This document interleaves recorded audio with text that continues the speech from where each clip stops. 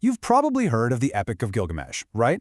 It's one of humanity's oldest stories, literally carved into clay tablets almost 4,000 years ago. Now, you might be picturing some single, dusty old text locked away in a museum. But the reality? It's so much more dynamic than that. It's a living myth, one that's constantly being retold.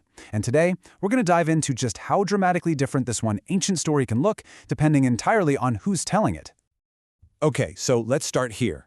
This feels familiar, doesn't it? It's like a classic fairy tale. The opening is simple, it's warm, it's inviting. You know right away you're in for a straightforward adventure with a pretty clear hero. But don't get too comfortable. And then, there's this. Whoa. Same hero, technically the same story, but a completely different universe. This opening is gritty, it's violent, and it just throws you right into the middle of the chaos. So what's going on here?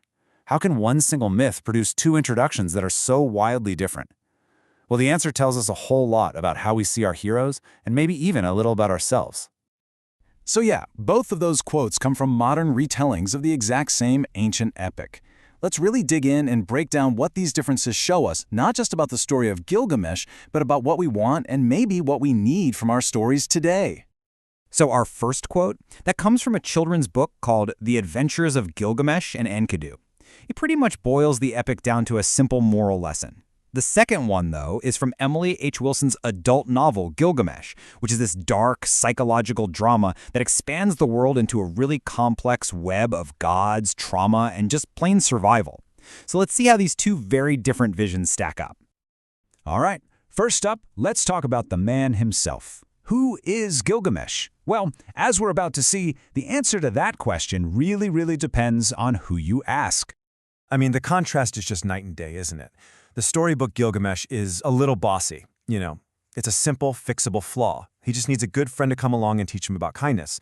But Wilson's Gilgamesh, he's a much darker, much more complicated figure. He's covered with blood, he's clumsy and awkward about being a new dad, and one of his own friends even calls him particularly foul. This is not a hero who just needs a simple lesson. This is a deeply flawed man trying to navigate a pretty brutal world. Now, let's get to the heart of the epic, that legendary friendship between Gilgamesh and the wild man Enkidu. How this relationship gets framed is absolutely central to the vibe of each version. So in the children's book, their meeting is just pure, simple, action-packed fun. You've got a stare down, then a grin, a big old friendly wrestling match, and boom, best friends for life. It's that kind of perfect, uncomplicated friendship that really defines childhood adventures, and it's the moral anchor of the whole story. But you know, in the novel, that simple buddy story, it's almost a side plot.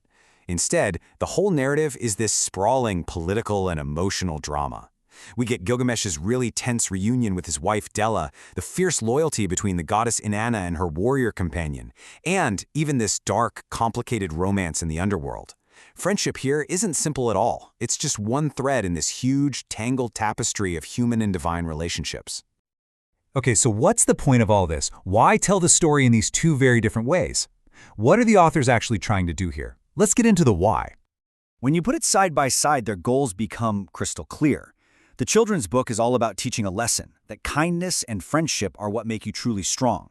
It gives you a simple, positive moral compass. Wilson's novel, on the other hand, does the complete opposite. It uses the myth as a kind of canvas to explore very modern, very adult anxieties about trauma, about how power corrupts, and about the brutal realities of just trying to survive. It's not here to teach a lesson. It's here to ask some really tough questions. And this all brings us to a really crucial point. These ancient myths, they're not just relics. They are these incredibly powerful, flexible frameworks that we are constantly adapting to reflect our own time, our own values, and yeah, our own fears. This quote from the novel itself really gets to the very heart of why we do this, why we retell stories. It's a fundamental human need to keep these stories alive. Every single time we retell a story like Gilgamesh, we aren't just repeating it, we're reinterpreting it, we're breathing new life and new meaning into it, and we're making sure these characters and their struggles don't just get lost to time. So in the end, these retellings really are like a mirror. Whether it's a simple story of friendship for a kid or a dark epic of trauma for an adult, what we choose to focus on, what we decide to change, and what we choose to add, well, that tells us everything about who we are, right here, right now. So the next time you pick up a modern retelling of an ancient myth, just ask yourself, What is this story really saying about us?